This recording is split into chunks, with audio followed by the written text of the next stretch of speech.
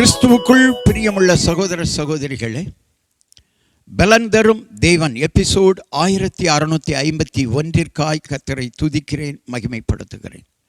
இந்த நாளிலும் ஏசாயா தீர்க்கதரிசனுடைய புஸ்தகம் 32 அதிகாரம் 18வது வசனம், என் ஜனம் சமாதான தாபரங்களிலும் நிலையான வாசஸ்தலங்களிலும் அமைதியாய் தங்கும் இடங்களிலும் குடியிருக்கும்.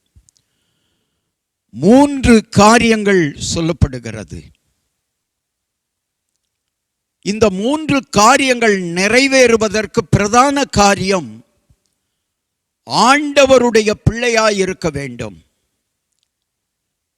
ஆண்டவருடைய பிள்ளையாய் மாறுவதற்கு எவர்கள் தேவ ஆவியினால் நடத்தப்படுகிறார்களோ அவர்கள் தேவனுடைய புத்திரராய் பிள்ளையாய் இருக்கிறார்கள்.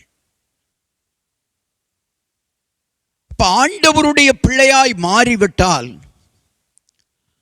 உன் வீடு சமாதான வீடாக மாறும், உன் வீடு நிலையான வீடாக மாறும். சொந்த வீட்டை தேவன் தருவார்.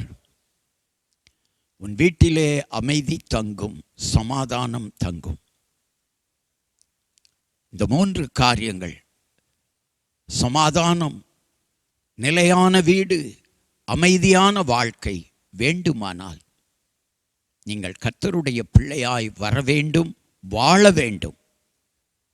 கண்களை மூடி ஜெபிக்கலாம். எங்களை நேசிக்கிற நல்ல தகப்பனே, உம்முடைய பிள்ளைகளுக்கு சமாதானமுள்ள வீடு, நிலையான வீடு, அமைதியான வீடு, இதை தருவேன் என்று வாக்கு கொடுத்திருக்கிறீர். கர்த்தருடைய பிள்ளையாய் வாருங்கள், கர்த்தருடைய பிள்ளையாய் மாறுங்கள், அவர் சொல்படி நடங்கள். சமாதானமும் நிலையான வாழ்வும் அமைதியான வாழ்வும் கர்த்தர் உங்களுக்கு தருவார். இயேசு கிறிஸ்துவின் நாமத்தில் ஜெபிக்கிறேன் பிதாவே, ஆமென்.